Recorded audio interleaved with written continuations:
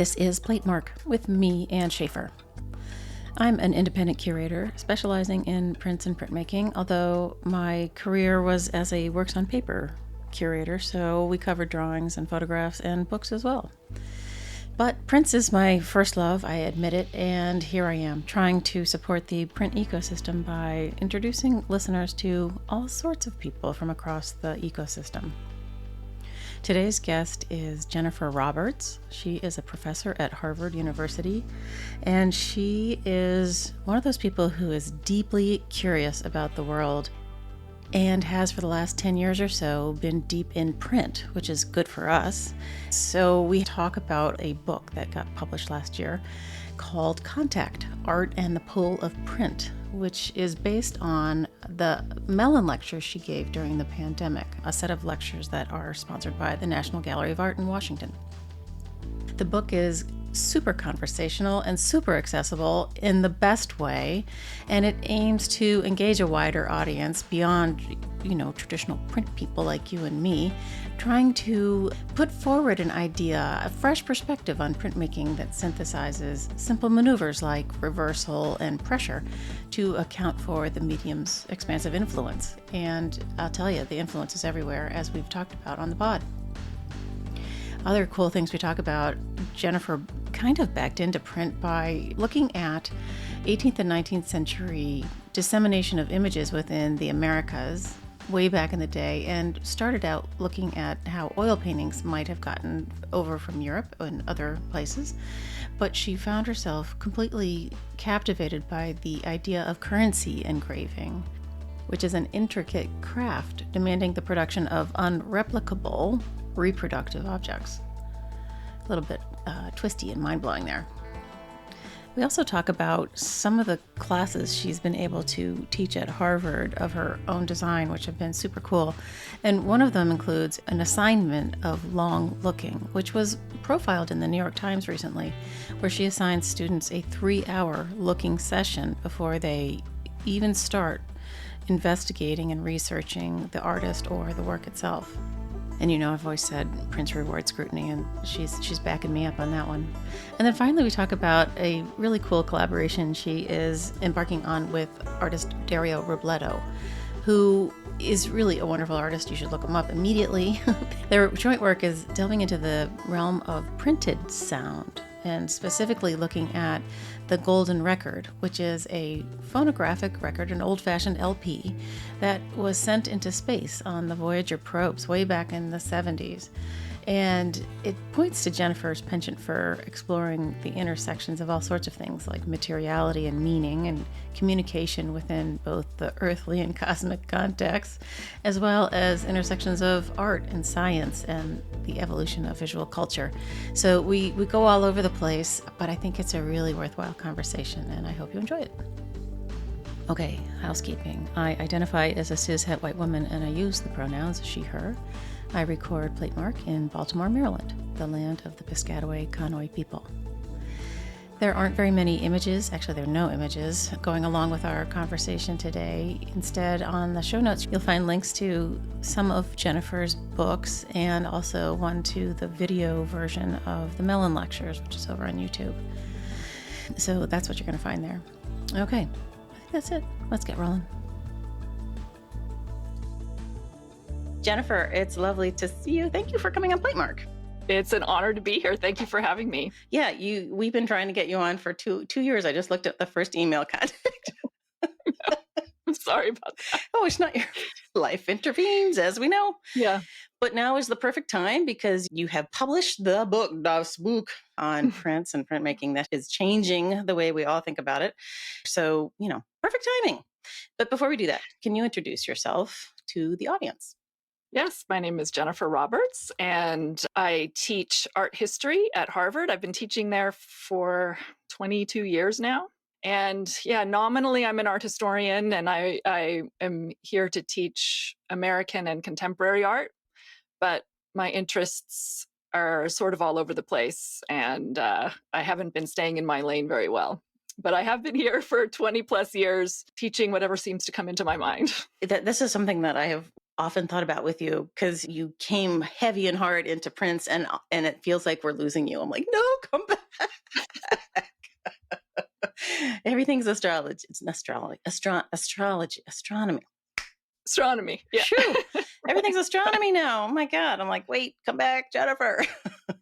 Well, it's true. I am moving off, although I have been actually working in and around print for over 10 years now. So it does feel like, even though the book is just now coming out, it feels like the end of a very long process to me, given that it began really back maybe 2011, 2012, when I first started getting interested in prints, and then the s3e Lectures and the Mellon Lectures, and it's finally out in print.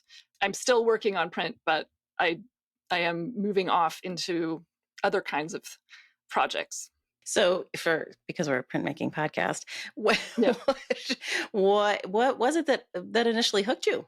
Yeah, I entered print kind of in a strange way. I mean, I think the first time I came across print was when I was writing my second monograph called Transporting Visions, which was about basically how images got moved around in the Anglo-American world in the 18th and 19th centuries.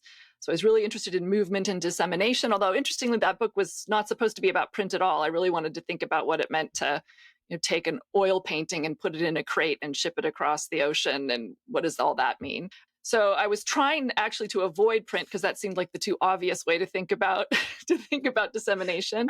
But then I was looking at some 19th century painters who were trained in engraving, and it turns out that most 19th century American painters, just in order to survive in a world without the kind of patronage you had in Europe, had to be trained in another field. And often they were trained as engravers. And some of them that I was especially interested in were trained as currency engravers.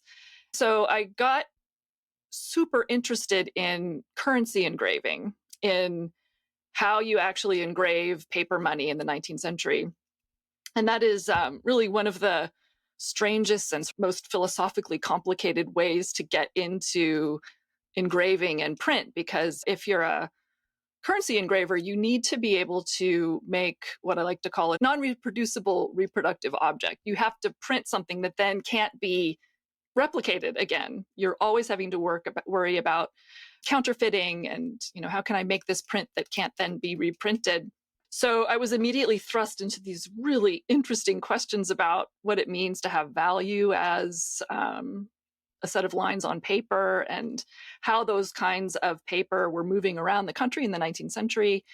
And then it forced me immediately into these really interesting technical considerations about literally what kind of paper do you use? How do you make a line that can't be copied? And so I got right into this weird side world of print. Like ornament on currency, for example, was a big thing with me for a while. And I became more and more interested in how those kinds of considerations were filtering into painting in the 19th century. And then at around the same time, I was asked by the curator of contemporary art at the Harvard Art Museums to do a little pocket exhibition with the group of students about a Jasper Johns painting that we have in the collection called The Dutch Wives. And that turned into a semester-long course with a very small group of students, just 3 or 4 undergraduates. And we thought, okay, what can we say about this Jasper Johns painting? Let's do something with it. And that ended up becoming a whole class that was about print and the way print was informing Jasper Johns' work. That's how I got into Jasper Johns. And then also very deep, of course, Jasper Johns is another great way to be introduced to print and printmaking, just because he's so smart and self-conscious about virtually everything he's doing in the medium. So that turned into a much larger exhibition than we had planned. I ended up writing an essay for the catalog called The Printerly Art of Jasper Johns, which was really the first thing that I had written about print. And so that really got me hooked. So Jasper Johns and currency engraving, sort of strange entries, but that was my first work with print. And I was very lucky that I was, at Harvard and getting into print through our collections. And we have had a run of fantastic print curators in the Harvard Art Museums. First Jerry Cohn, then Susan Dackerman, now Elizabeth Rudy. I've been very lucky to work with all of them. When you were talking about the currency piece, and it having started as an idea about how paintings traveled, were Mhm. you conscious of a certain prejudice against print? And because I think everybody's trying to avoid, whenever you read anything, they always leave out the prints. Like, we know that's Yeah, how this whole thing went. right, right, right. Well, absolutely. It's something that I was always conscious about. And it was one of the reasons that I really decided to throw myself into it, because I wanted to advocate for the intellectual and technical richness of print, and also the way I felt that it was always there in all the other media that were trying to exclude it. And so, yes, I was very much aware of that. And I was also a product of the prejudice against print. So I had no training in print or printmaking whatsoever. So, you often in this podcast talk about the ecosystem of print. And I like to think of myself as I certainly did not evolve in that ecosystem. I was like an invasive species coming in from somewhere else. I don't think many of us did, honestly. I mean, I backed into print, I mean. Yeah, yeah. I mean, so I did my undergrad at Stanford, and I was a double major in English and art history. At that point, I was studying mostly American art and the decorative arts and material culture. And then when I went to grad school at Yale, I continued in American art, but then I also did a lot with modern and contemporary art. My dissertation was about Robert Smithson. And that dissertation was an attempt to look at his work through the lens of 19th century American landscape and the 19th century in general, and the whole question of history. So I was at Yale doing American art and then modern contemporary art. In neither case was I expected to know anything about print in order to get a PhD in those fields. And I think it was particularly a problem in modern and contemporary. No one was talking about print at all. And maybe that was just a function of my particular PhD upbringing. But as I think I mentioned in the acknowledgments of my book, I got a PhD in art history, and I could not have told you in 2001 the difference between an etching and a lithograph. I had no idea. I know there are some fields in art history, notably early modern Europe, the world of Dürer, where you can't really be an art historian without knowing a lot about print. But that was not true in modern and contemporary at all. I was trained in the sort of theoretical world of, the lit crit world of the 90s in grad school. That was not a field that was very interested in printmaking per se. Yeah. And then everything was about painting and sculpture. So, Yeah. and a little photography. A little photography, yeah. Maybe some yeah. performance or something. Yeah. But it's an age-old tale, like it's amazing to me now. Like, once you're in the world and you see it everywhere and the tentacles run through everything, you're like, how can these people miss all of this richness? It's insane. Right. But the intersections with the commercial aspects, I think, are always one of the major problems. Like, they can't quite, it's like the prejudice against the deck arts, right? Like, it's all utilitarian and whatever. Right. Right. And I think a lot of what I've tried to do in this book is really make it impossible to separate print from all of these higher status media. And I think you can see that particularly just looking around in contemporary art. So much of what has been taken to be painting is, in my mind, actually coming out of print. And that's also true in photography. I think photography is full of print. And that's something that I wasn't able to fully develop in the book. But the history of photography in the 20th century is probably 85% actually a history of the halftone and printed photographs on paper. And it's a world that students of history of photography don't really get to interact with very much, at least until recently. Right.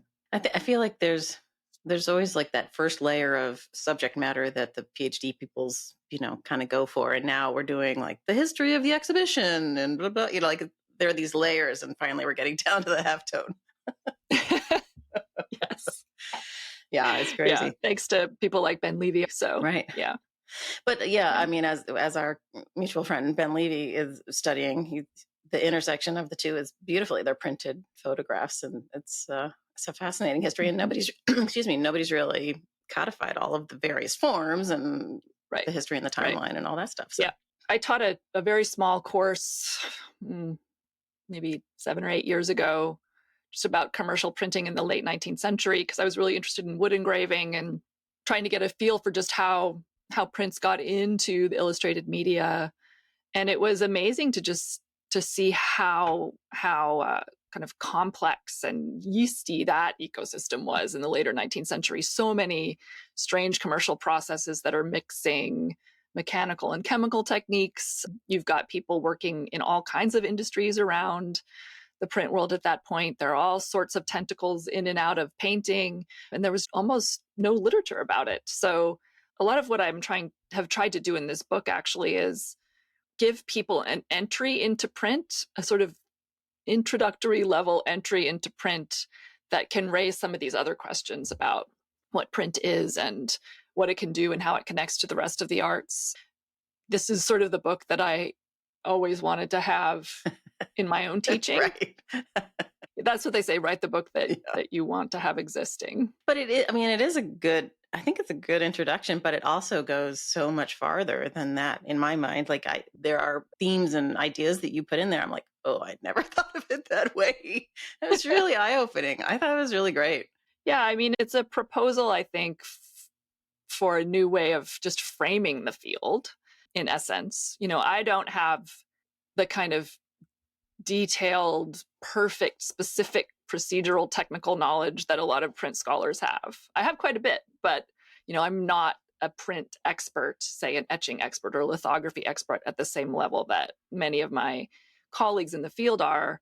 But what I tried to do, what I hoped my contribution would be more on the level of a new synthesis, a kind of synthetic approach to print that would reorganize the structures that we use to enter into the field, just to see what happened. What does the medium look like if you look at it through these very simple physical operations? What pops up through that lens, through that filter? What does it open up? What does it make possible? And in particular, how does it attach different kinds of what I like to call different kinds of receptors to prints, to make print recognizable to painters and sculptors and people who imagine themselves to be outside of the field? How do we put print in a kind of conceptual framework that makes it sort of inseparable from everything around it?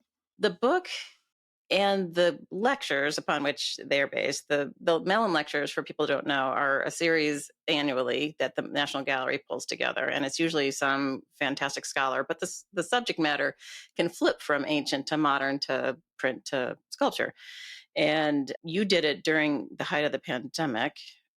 And does it always follow that the lectures turn into a book, or was that a project that you grabbed and said, no, let's make this a book? It is part of the Mellon system. You're supposed to give the lectures and then make a book out of them. Not everyone does so, but it is sort of built into the contract. So essentially, you do the lectures and then you're guaranteed, unless you really mess up, you're guaranteed to be able to publish them as a book. And they have an arrangement with Princeton University Press to publish the Mellon Lectures. And I would say, I don't know, maybe 60% of the Mellon Lectures go on to be published. Sometimes people hold on to them for 10 years and really change them and expand them and turn them into something else. But I decided that I wanted to keep the book pretty close to the lectures. I mean, the book is a moderately edited version of the script of the lectures that I gave. Yeah, I mean, and I think that the pressure of having to deliver them in this video format during the pandemic forced me to write them in such a way that they were probably a little more accessible than they would have been if I had just been standing at the National Gallery, speaking to the National Gallery Mellon Lecture regulars. As soon as we realized that my Mellon Lectures were going to fall in the middle of the pandemic, we had to decide whether to postpone them or to try to do them in some kind of video format. And it was a really interesting process because it wasn't just going to be Zoom.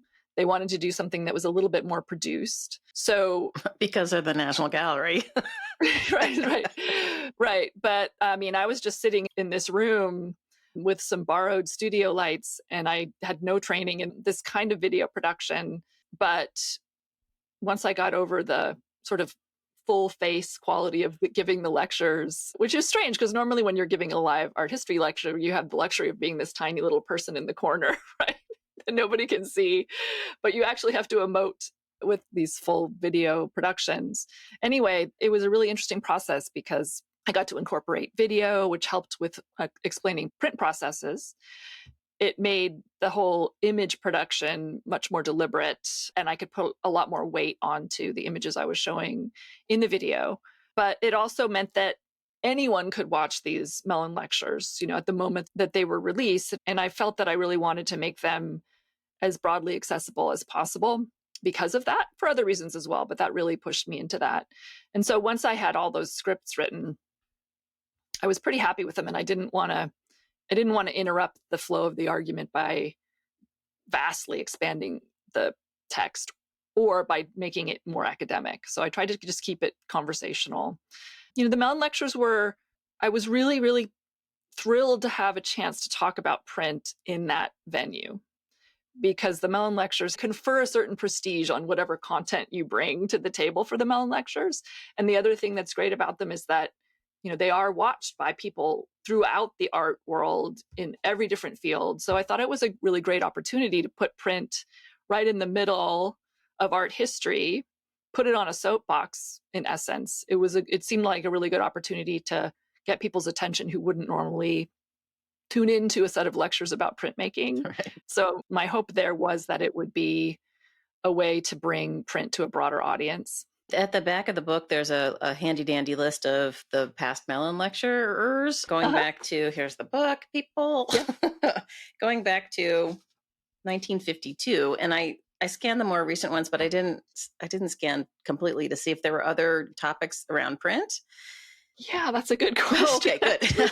I suppose I should know that. No, it's okay. Now I'm looking back at my copy too. But my question is, do you have any idea how they came to you in this topic? Like, it seems like print is always, off in the back corner. Like, somebody must have been like, maybe you should ask Jennifer to weigh in. No, I don't think they asked me because of print. I think they asked me because they wanted me to give the lectures. Oh, okay. I had given a couple lectures at the National Gallery before, and I had just published the book on art transportation. So I had a name more in the world of material studies and its relationship to art and to material culture, and also just modern and contemporary art generally. So I don't think they were actually expecting me to talk about print. So, but nor did they say no. I snuck it in. It was the Trojan horse. Yeah. I do remember the sort of the buzz going around amongst our print colleague types that the gallery was actually going to focus on print for a half a second, and how thrilled everybody was that this was all going to come together. So I'm glad you did it.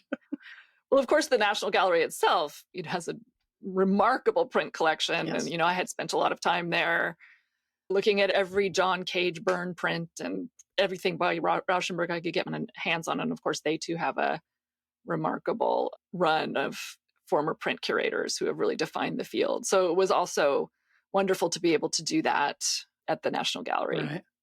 I know, you sort of wonder if there's another institution that could pull that kind of thing off like that, Mm-hmm. I wonder. In the Met, maybe. As we're recording this, you're giving a talk this week, and I just wanted to ask you, how are you going to approach it? You're not, I know you're not going to just stand and regurgitate the book. I know you better than that. What are you going to tell them? Well, it's actually, so it's at the Print Center, New York, in their beautiful, amazing new street front gallery in Chelsea. I wouldn't even call it a talk. It's more like a conversation, a panel conversation with one other person.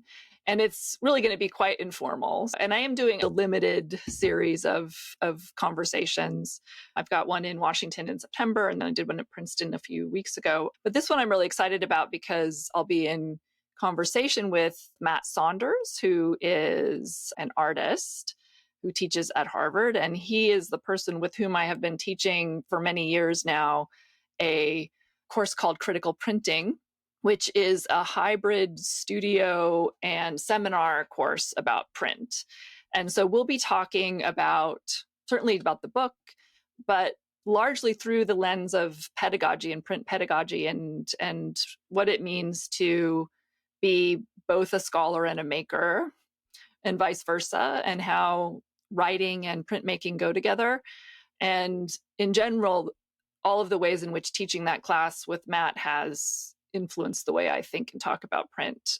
So it's also hopefully going to be about, the connection between print and contemporary art more broadly, the often hidden and yet very much latent connection between print and contemporary art. But yeah, I've been teaching this class with Matt since maybe 2017, not every single year, but just about. And it's a small seminar that's based at the Carpenter Center, which is the studio art building at Harvard. And we have 3 hours a week of studio printmaking, where the students are learning how to do most of the processes, but with an emphasis on etching and intaglio. And then 3 hours over in the art museum looking at prints and talking about print theory and history. So it's really an attempt to do a true hybrid experience for the students where they are learning about print while they're also making it. And we're trying to put that kind of embodied experience of learning print together with projects of looking and writing and getting them to see what they can learn by having to do both of those things at once. So they have a final print project with a final critique, just like a studio class would. And then they also have to write a paper at the end. I asked them to write a paper in the form of an exhibition catalog about their work and their projects. So they have to sort of step out of themselves and write about their work from an art historical or art critical perspective. And it's just been such a joy to teach this class. I've learned so much from Matt. And we have both learned the print collection extremely well. I get to basically curate a little exhibition every week in the study center of all the prints about pressure, or what have you, whatever the theme is of the week. It's just such a privilege to be able to do this. Yeah, so the talk on Wednesday will be just the two of us sort of chit-chatting about that in relationship to the book. Nice. When you go over to the study room at the museum, is Elizabeth helping you, and does she weigh in? Elizabeth has consulted with me extensively about the collection, and I'm always bugging her to send me the latest list of new acquisitions, and we talk a lot about teaching. She wanders into the room to see what we've pulled very frequently, but actually I just usually am sitting on the couch going through the collections database, looking for things I don't know about. By now, I know the collection pretty well, and I have a pretty good sense of what to pull every week.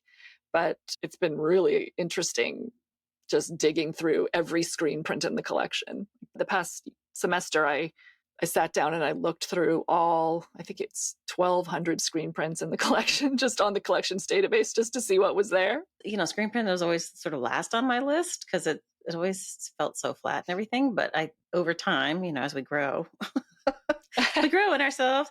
Now I'm kind of like, wow, this is really cool. And the way that people are manipulating it now, it's just like, wow, so great. Yeah. As someone who has done a lot of work with pop art and contemporary art, screen printing felt very familiar to me. And it's the probably, least appreciated print technique within print, which is the least appreciated medium. So I was really happy the way the book turned out to be so extensively about screen printing. Actually, there's just a little bit too much screen printing in it, probably. but I feel like I was able to kind of bring screen printing into maybe a different place. There are more interesting things to say about it than I think have been said in the past. And so I'm hoping that it will continue to be carefully studied by people in the future. I really appreciated it because I love a good moire, the interference of pattern on pattern on pattern. And I always think of it in terms of the Mellon Sudarium or the Holtzius, this, that, or the other. And of course I was aware because of my colleague Ben, who's very into those pulque, the interference prints that he was doing, that there was a through line into contemporary, but there was this kind of, there was this extra dimension to your discussion. I was like, it's just sort of like everything was just, just a few more layers on top. I'm like, oh God, look at that. That was really great. Well, I had a friend of mine who's a designer send me an article about the way physicists are now using the moire effect to generate superconductive materials. And of course, I love that because it's a great way of showing that these techniques printmakers use for visual art are very closely tied to the world of industry, the world of science, that the Moiré pattern isn't just an effect, it actually does things. It actually produces things. It makes things happen, not just visually, but literally in this case. And I'm always looking for that moment when the lyrical passes over to the literal. In fact, I like to think of them both as being inseparable at some level. And this was a great moment in working on this Moiré topic, because it really felt like this is not something that should just be understood as a nuisance. It is something with real agency that's happening in the printmaking process. What I love about you, I'm an in the weeds person. Like, I'm looking at each individual, if not halftone dot, but at least the print. Right. But you're up in the stratosphere here, and you're like, the ideas are huge and everything, especially that whole Moiré thing in the lyrical moving into the practical is just an argument for the importance of having people create art and thinking about all of these issues and the creative brain. Like, as all of the schools are shutting down around us, it's a real mistake. It's a trip up. It's not good. Yeah. I mean, I'm also an in the weeds person. And I think maybe that's one way to think about what I'm trying to do in this book, is to show how you can both be down at the level of the halftone dot, but even when you're quote unquote down there, you're still in a kind of constant connection with the biggest ideas, the biggest mysteries of the world and of art. I came to print from a series of projects that had to do with the intelligence of making. I had been working with my colleague Ethan Lasser, who was formerly the curator of American art at the Harvard Art Museums and now runs the American wing at the MFA Boston. But he too is also very much interested in making and the intelligence of making. And we taught a class together called Minding Making, which was a graduate student for art historians. And the whole class was about what is the status of artisanal knowledge in art history? Essentially, why don't art historians have to make things? Why are we not expected to make things? And why is that not the kind of knowledge that seems relevant to what we do? Certainly, there are art history programs where you are expected to take some kind of studio course, but I was never in one of those programs. I was never expected to make anything.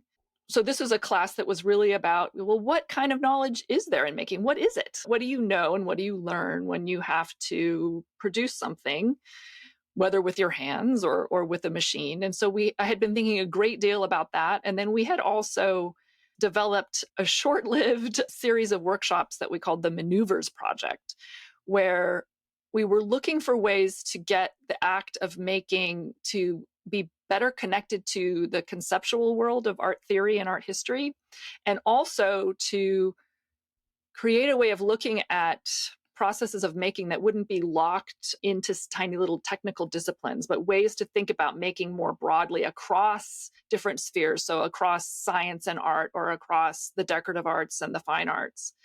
And so our solution to this was to come up with a series of really simple maneuvers that sit at the heart of all kinds of making, and sort of trace them across a really broad landscape of production. So for example, we had a workshop called Reversal. And this is one of the other reasons why I got really interested in reversal in printmaking. We had a workshop on just cutting, just the act of cutting as something that is sitting at the center of all kinds of different processes. Cutting is both a super basic maneuver, but it also links in etymologically and conceptually to all kinds of forms of language and ideas, like cut to the chase. You think of all of the ways that we think about cutting as actually a kind of thinking or speaking. So there are those connections. And then it also, moves across all different kinds of different media. So I like to say that the most stimulating day I've had in my entire academic career is the day that we took some students to a sawmill in the morning and watched a sawyer take a log apart, and the way he thought about cutting as a kind of way of seeing into this form and a kind of diagnostic tool, and all of that expertise. How is the blade sharpened? Where do the offcuts go? All of these great little technical details about how do you cut a log up. And then we went to a neurobiology laboratory at Harvard in the afternoon and spoke to a neuroscientist who was cutting up mouse brains into 30 nanometer slices and doing a detailed map of basically how we think. And both of these people we were shocked by how similar their ways of thinking were about the processes that they were using. And in fact, Jeff Lichtman, the neuroscientist, is now in the news because his brain map is just being published in full.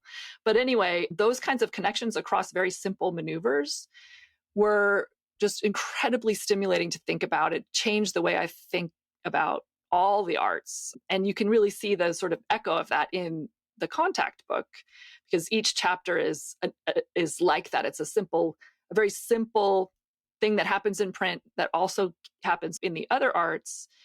So it's a kind of connective tissue. So there's reversal and pressure, all these really basic things about printmaking that are in fact incredibly profound, I think, and connect printmaking to many different other kinds of media. So yeah, I mean, the making part is really essential to me, as is making the argument that the world of art making is every bit as intelligent as the world of writing about art making. I'm working against the longstanding Western prejudice against the material, Well, yeah, I mean, the conceptual framework of applying an action across however many strata it's not strata, it's the, you know what I mean? Right. This is the great equalizer, right? The sawmill worker is right up there with the... Right. And we didn't know there's no conference in the universe at which a sawmill worker and a neurobiologist are going to be on a panel together, right? Talking about their connections. And that was the kind of thing that we were actually trying to build a little bit, and just to see how that intelligence is working across multiple different fields. So yeah, it was really a wonderful project that has ended up heavily influencing this book and my whole approach to print as well. So the section on Willie Cole, where I'm talking about the relationship between ironing and printmaking, by the way, both techniques are dealing with certain ideas about pressure. It just would never have happened if I hadn't gone through this whole interest in maneuvers. Oh, huh. Yeah. It didn't just pop fully formed in your brain one morning when you were waking up. It was this accumulated knowledge over years and years of thinking through all this stuff. Yeah, I think so. So it's definitely a kind of a strange angle into print, but I like to think an angle that I did have a few years to think about. Yeah. One of the benefits of it is the same idea, which is that the theoretical conceptual art historian person and the maker person, it's the great meeting point, really. I've also had a bit of experience in printmaking myself, both with teaching with Matt. I think it's very important to watch printmakers and talk to printmakers, but I do think it's also important to make some prints if you're going to be writing about them. And it's an interesting question, because when you are a full-time faculty member, art historian, and you're busy with a lot of things, you can't really become a master printer. You can never get enough studio experience. You can't get enough studio knowledge. And that always bothered me. But I've come to realize that even the limited experiences I've had in print studios have been so formative for the way I think, that I'm really an advocate for studio practice as a way of art history, as a way of thinking, a way of working as an art historian. And, interestingly, probably my first big print studio experience was actually making monotypes. After the Jasper John show I did at Harvard, I was asked to do the catalog raisonné of Johns's monotypes. And this was a bit frightening at first, because I didn't know anything about monotypes really. And, the literature on monotypes is limited. It's getting better, but it's quite limited compared to the rest of the field. And so I thought, okay, well, I better learn to make monotypes. That's going to be my research method. And that was really transformative for me, not only because, it was just any kind of studio practice, but it helped me see printmaking as something other than reproductive, or other than only reproductive. Sure. So the other thing about the book is that it tries to bracket out the whole theme of reproduction for a little while, just to talk about other things. Of course, we can all go back to reproduction, but I felt that the conversation about print I felt a little bit stuck in the reproductive zone.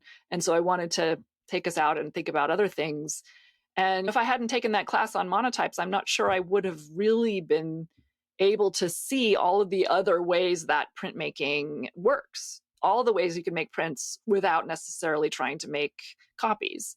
So that really got me thinking about things like reversal. And I was constantly working with this etching press and sending stuff in and getting stuff out and looking at all the transformations that happened, having to do all the backwards thinking that you have to do when you're a printmaker. It was a really transformative experience for me. And even just something like little things that you could do in a writing project. I was writing about Corita Kent's screen prints for an essay I wrote for a catalog of her show here at Harvard. I was just writing about her screen prints and her stenciling process. She did cut paper stencils for her screen prints famously.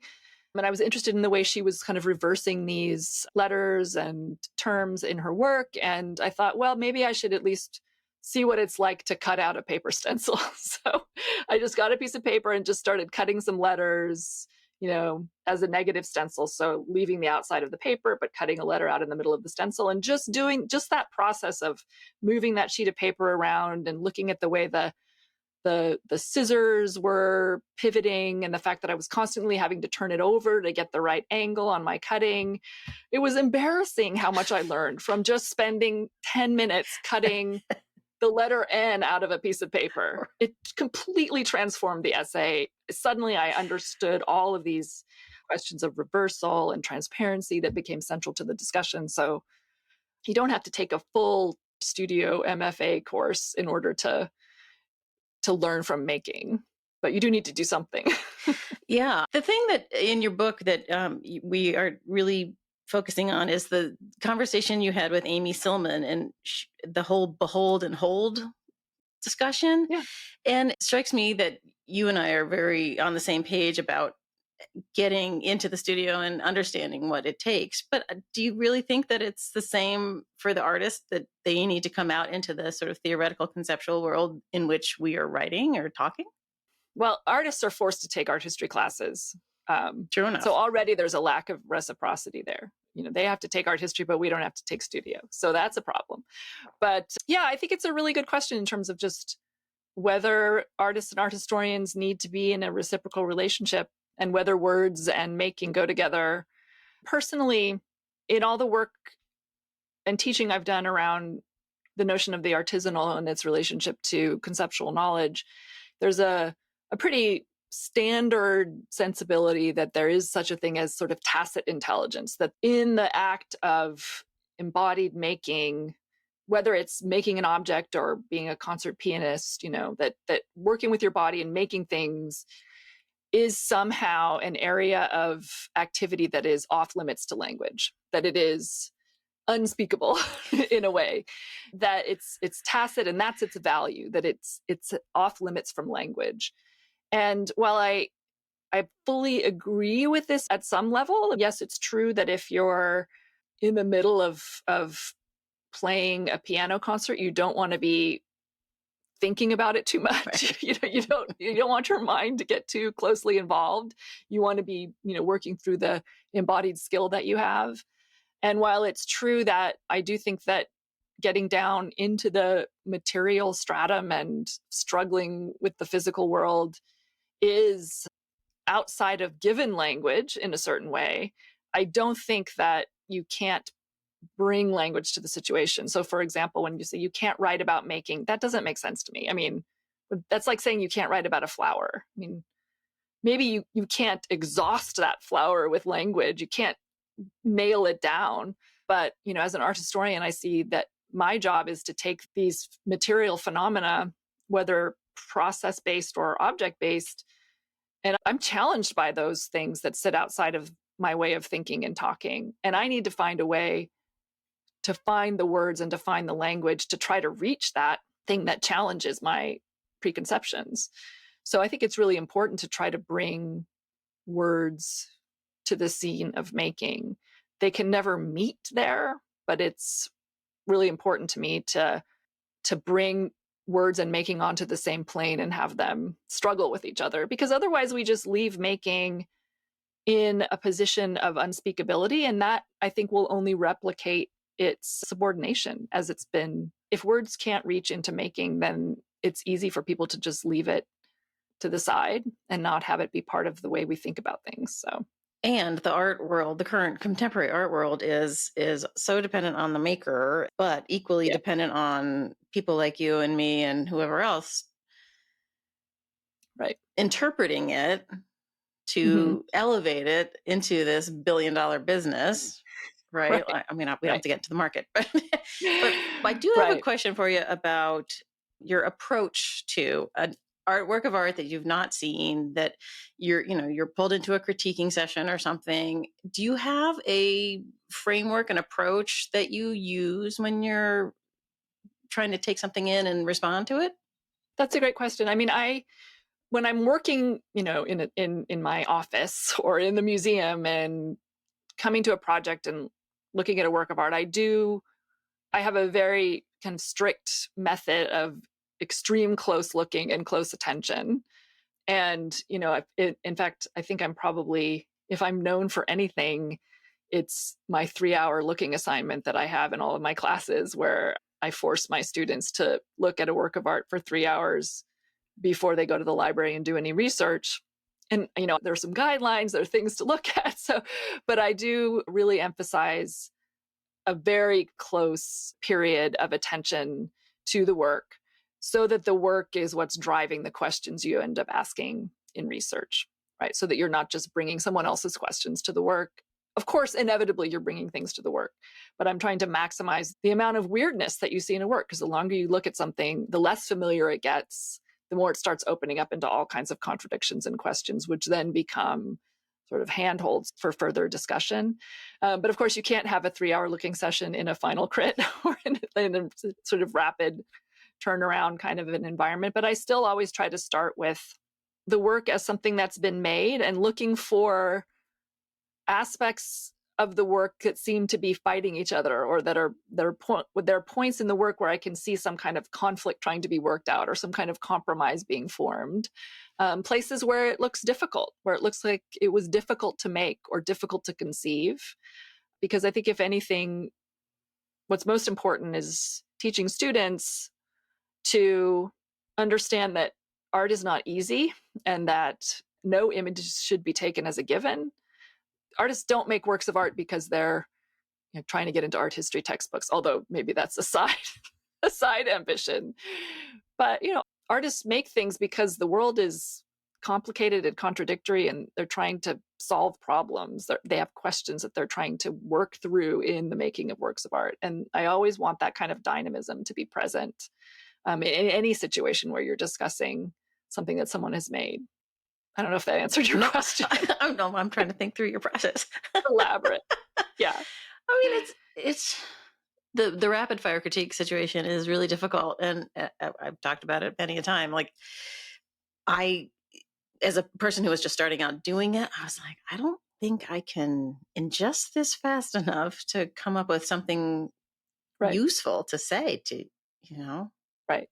Well, I do still think, I'm not so habituated to the final critique that I don't think it's really strange. It is a very strange anthropological ritual. I mean, as is every ritual in every academic setting, but coming at it from the outside, I still find it odd. And one of the things that Matt and I talk about a lot is just, what is the role of words in a final critique? What should the students say about their own work when they get up and present it to the group?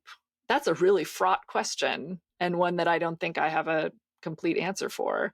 But yeah, the crit, or the rapid fire response, is a place where words and making come together in the most explosive way. And it can cause tears, as we've seen, as I'm sure you've seen. I have, sadly. On many levels. I'm sorry, everyone. Yeah.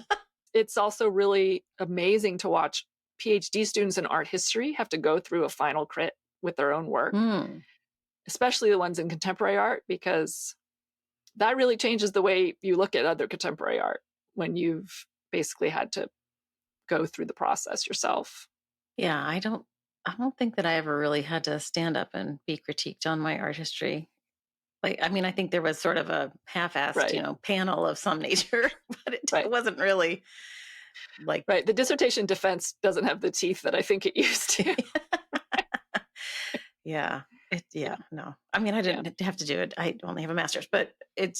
it's, I think that might be terrifying to have to go through, honestly.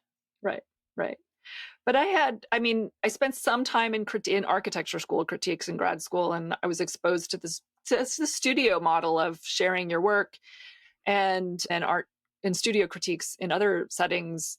And I did find that there's a way in which it solves a lot of problems that students have in the humanities, because in general, the humanities, until really very recently, your job as a student is to sit down by yourself in front of your computer and make something without talking to anybody, and then handing it in and hoping 3 weeks later you get a few marginal comments on the side from your professor. So there isn't really, again, until very recently, there wasn't a way to be public about your work, to think about working through ideas publicly with your peers. And the studio situation was always, for me, an inspiration in that. And it changed the way I taught my seminars. So I teach my seminars as much like workshops as I can, and have students, share writing early, share the whole process of their writing with their peers, try to make it a little bit more like standing around a room looking at an object. So do students all read each other's work as it goes?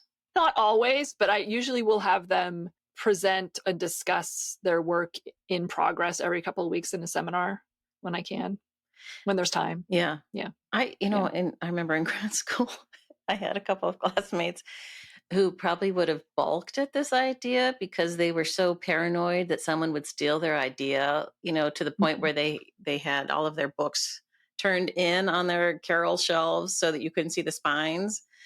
Right. So no one would take the book. I'm like, really? Are we really worried about that? There's like 12 of us here. And I'm not interested in Italian Renaissance. I'm going to err on the side of sharing. Right, me too.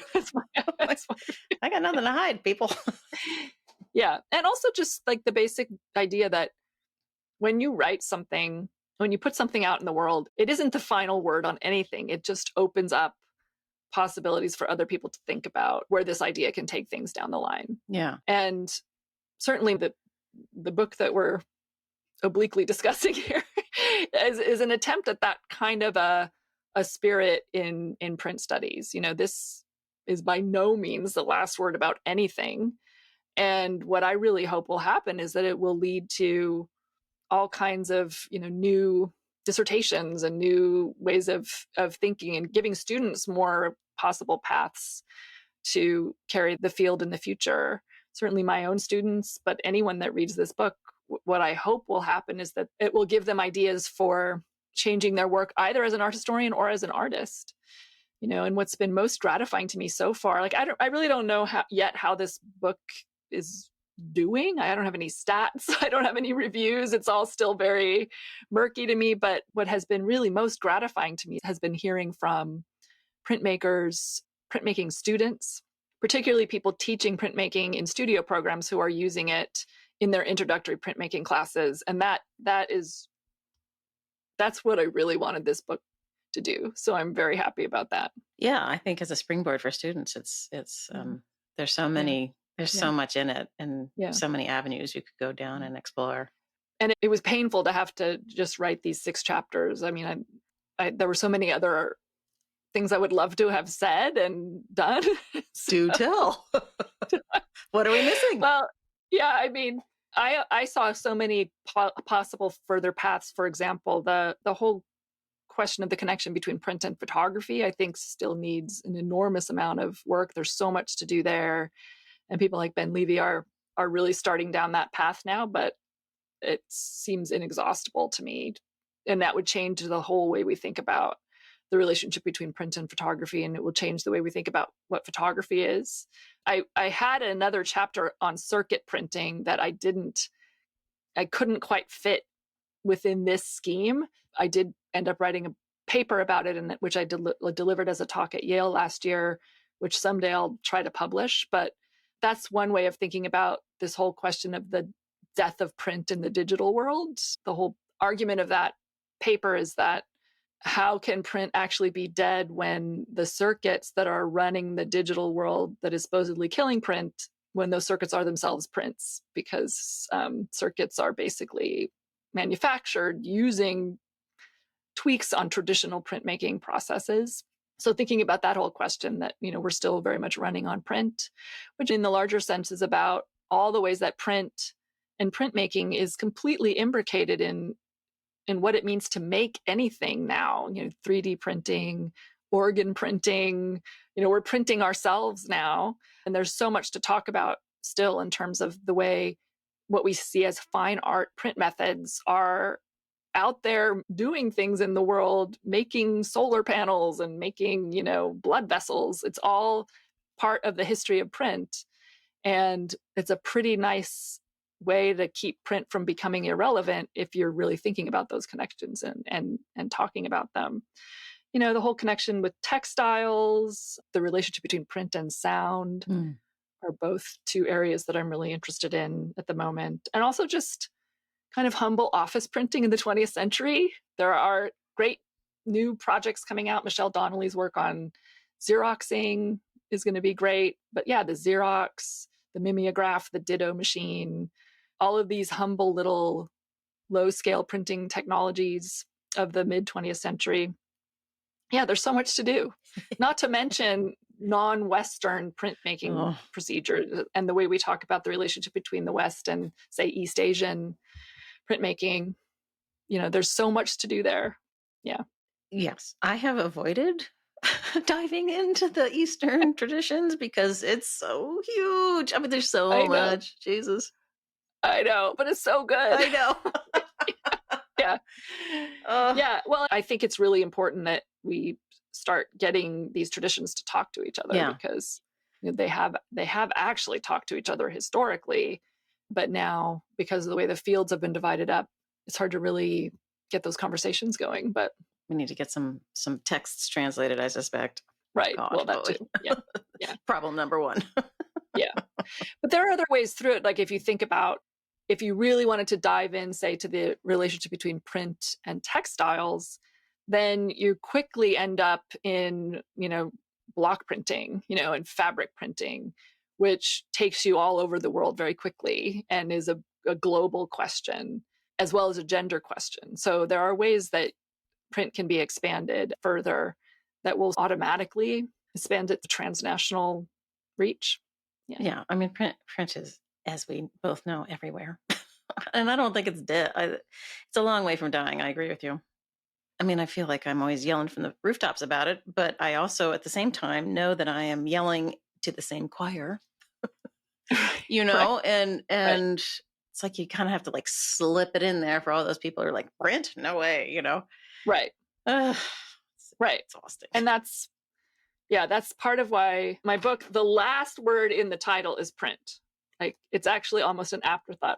I'm trying to get people to pick this up who are not already print people. Right, exactly. That's the whole challenge is how do you get someone who's not already converted to just stumble into all these connections? And I do think actually that, my period of post-war America, I learned it as a history of painting, but then once I knew something about print, I went back and looked at, Jasper Johns and Rauschenberg and Warhol and all of these figures that I was taught drove painting forward in the later 20th century and in modern painting. I realized, well, actually, everything they were doing was taking a print method and putting it into painting. So what does that mean? And that was a fundamental question. And if you can pose these questions that way, where you're speaking to, say, painting people in a language that they know, I think it is possible to open this up so that when you're looking at a painting, you understand that you're also looking at a print. Okay, so now I can say that I forgive you for drifting off out of print after 10 years, because I think it is people like you who are like, oh, hey, look, there's this thing, let's deep dive. And then, you are known in other aspects of the art history world. So, go on with your bad self. Okay. But before I let you go, you're working with Dario Robledo, an artist whose work I really like. And do you want to just give us a little synopsis of what you're doing with him? Oh, wow. All kinds of things. So I commissioned him to do an exhibition at the Radcliffe Institute at Harvard, where I was doing a little bit of curating a few years ago before the pandemic. And that's how I met him. But I had been following his work for a long time because he's he, like me, is very interested in what's the relationship between material and meaning, between the stuff that art is made of and the ideas and meaning that we assume it holds. After that show, we realized we just had all the same interests and had all the same questions. So we decided to keep working together. And it's really exciting to be working with an artist as an art historian. Also weird to be actually working with an artist as an art historian. Yeah, so we're writing a book together, and this is part of my move into sort of science and astronomy questions. To put it as quickly as possible, it's a book that is very obliquely about print. It's about printed sound. It's about records and recording. And specifically, it's a book about what's known as the golden record. And this is a gold-plated copper phonographic record that was bolted to the side of the Voyager probes, which were launched from the Earth in 1977 and are now the farthest objects from Earth in the universe. They're outside of the solar system, 15 billion miles away. And on these records is a collection of music and speech, also images. There's this whole art historical photo history angle to this, and sounds from Earth that were put on this object just in case, in the most infinitesimal possible future, billions of years from now, this object is found by some alien intelligence. So it's completely preposterous, of course, right? But this is an object that forced people to think very, very hard about what it means to be human, what it means to be on the Earth, and what it means to try to communicate and hold meaning and pass it along to something that is completely unknown, some complete otherness. So it's been really thrilling to work on this, but it's a book that's about meaning and language and images, but also very much about science, like what happens when you send something outside of the solar system for 5 billion years. Like, where does it go? Turns out it just wanders around the galaxy several times. But it's about a specific recording on the golden record, which is a kind of medical recording, a life signs recording that was made by a woman who felt that there needed to be other stories on the record. There needed to be a kind of feminist history on the record. There needed to be more diversity on the record. There needed to be more emotion on the record. So it's both about a kind of official Earth monument and the counter monument that was attached to it. So yeah, it's out there, but it'll be done in about a year. But it's been such fun working with Dario. I mean, he's totally brilliant, and we're both writing it. It's not like he's doing the images and I'm doing the writing. It's a real collaborative effort. Oh, that's great. Yeah. I have a 24-year-old who likes science fiction, and he read The Three-Body Problem, which is now a Netflix series, which I'm not sure he's watched. Yeah. And he terrified me with the whole recounting of the plot line a couple summers ago. And I was like, good Lord. And he said, this idea of sending out these friendly hellos into the stratosphere is a mistake, because anyone who finds it and is close enough to us to get it is going to come and get us. Right. I mean, I take the opposite view, and that is that this is about how would we live our lives if we really truly understood how big the galaxy is, just how much space there is between us and anything else. There isn't warp drive. It doesn't exist. Probably never will. And if, say, there's some other entity, 100 light years away, that means that any message will take, even if it was super efficient, at light speed, it would take 200 years before you can even have two sides of a conversation. And that's really optimistic. So we'll this be is dead. Really about like, this is a one-way communication. This is like the last word. This is the last testament of the Earth. What do you put on there? Do you tell the truth? Right. Who gets to go on it? What's your format? That's where it kind of comes into print. Like, in what way can something that's an impression, whether it's of a sound or an image, really hold meaning forever? Where does meaning just give up? Where is it lost? But what's the technology? The disc, isn't the disc an LP? Did I dream that? Yeah. So they're going to have to figure out that a needle needs to. Yeah. I mean, okay, I was not expecting to have this conversation. Sorry. But there is, They did. There is actually a stylus like behind it, and a huge amount of time and effort went into figuring out how would you explain to something that you have no idea what kind of body they have or what kind of mind they have or whether they have vision or fingers or whatever. Like, how do you convey how to play this thing? And it was a really interesting set of processes. But it's really about holding meaning. Like, how do you hold meaning in matter and send it from one mind to another? And that's what artists do every day. You know, they're taking a bunch of material and trying to imprint it with some kind of meaning and hope that somehow it's understood on the other side of wherever it is they're sending it. You know, usually they're just sending it to New York to go on this show, but you never really know who your audience is going to be. And you never really know whether your message is going to get across. And this is just a kind of limit case of that question. And print is about holding meaning and hoping that it gets picked up on the other side. So I think actually these projects are kind of similarly constructed, but one is just much more extreme than the other. I like your use of the word imprint on the material that you're working with, because it is all back to print, people. Absolutely. Absolutely. Yeah, I mean, it's actually a copper record, so it's a lot like, a copper plate engraving. It's just a copper plate engraving that has sound waves instead of contour lines. That's cool. It's the same technology. Yeah. And Dario's the perfect, he's always working with sound. That's great. Right, exactly. And he's really inspired me to think about the relationship between sound and print. Yeah. As well. I mean, because sound is this thing that we don't imagine as being material. It's ephemeral. And if you want to pass sound around the world, you have to print it. You have to lodge it in this material artifact. So it's been so interesting to think through all these questions with him. It's been really a joy. I feel very lucky to have this kind of collaboration. That's awesome. I have a musician brother who is a avid listener of Platemark. I get a review after every episode, which is awesome. And he early on was like, I've been thinking about the parallels between music, and he's a classical musician, so in liturgical music, and the parallel of the addition to artwork and how much later the recorded sound availability and additioned, impressions came from music. And it's just, it's fascinating. Right.